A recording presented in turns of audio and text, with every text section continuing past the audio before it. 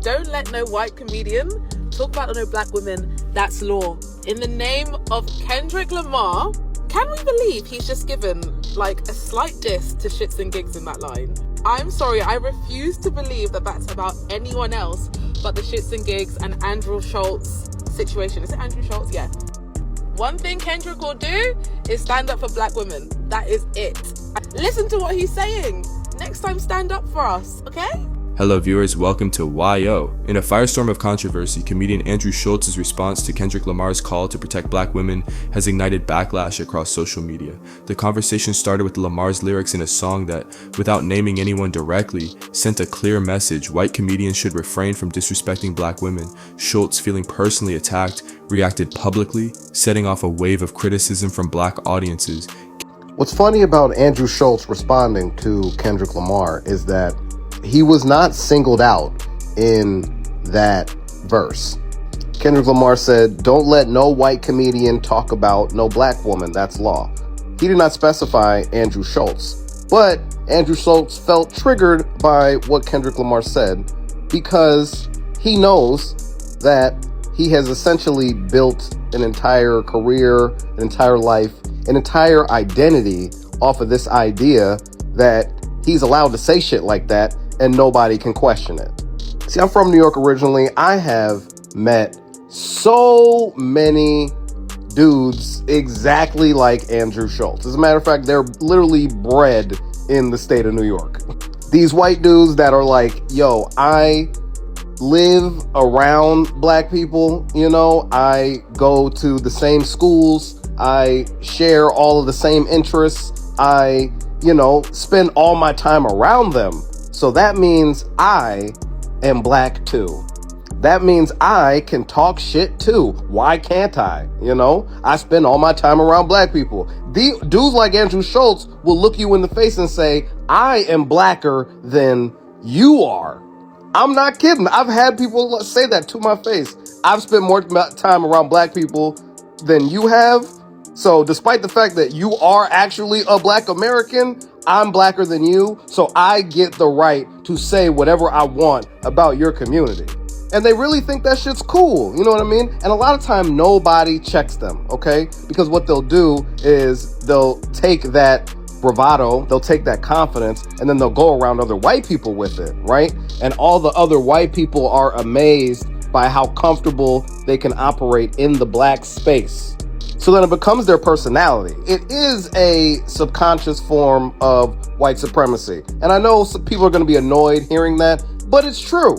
It's an entitlement that says, I can be around you, I can talk about you, I can make all of the same jokes that you make. Some of them will even say the N-word, but I inherently don't share your experience. So if you get upset about it, I'm not going to understand why. But I am going to feel insulted by the fact that you would dare speak up for yourself and your community. That is how those white dudes think. That's why when they get around each other, they have conversations. No joke. They have conversations about how come I can't say the N-word? You know what I mean? Or they'll say something like, what is the racial slur for white dudes? If there was a racial slur for white dudes, we wouldn't be upset about it. They will literally say shit like that. These type of dudes think the black culture is cool, it's fun, it's dangerous, it's hip, They get to be a part of it, and they don't face any of the consequences or the backlash that comes with it. And the one thing they get jealous of is the solidarity that we as black Americans hold with each other, knowing that there are some real life-threatening problems that come with walking around with this skin color. We share a solidarity there. That's why we feel the way we feel about certain people saying certain things. They don't understand that, and then they get jealous. Like, they get jealous of the actual oppression that black people go through. Like, they start wanting to feel some of that. You know what I mean? Like, I'm not kidding. And then that is what ends up manifesting in a situation where an artist like Kendrick Lamar, a proud black man, says, hey, don't let no white comedian talk about a black woman. Do not let somebody from outside of our community talk down on the women inside of our community. Protect them. And because Andrew Schulz is not one of us, okay? He has just been around us. He takes offense to that. He says stuff like the guy is too woke to take a joke. No, it's not a fucking joke, dude. Don't talk about our black women like that. Period. You can't do it. We don't care how big your podcast is. We don't care how many episodes you do sitting next to Charlemagne the God, all right? Don't talk about our black women like that. Period. I just knew he was that type of guy. I have spent more than enough time in my life around that type of guy. So it does not surprise me the way he would respond to Kendrick Lamar. Kendrick Lamar's lyric, "Don't let no white comedian talk about no black woman, that's law," resonated deeply within the black community. While Schultz was not explicitly mentioned, his defensive reaction signaled a recognition of his own actions and rhetoric. For years, Schultz has cultivated a persona centered on pushing the boundaries of comedy, often using black culture as a punchline or context for his material. Critics argue that Schultz's reaction underscores a deeper issue, the entitlement some non-black individuals feel to comment on black experiences.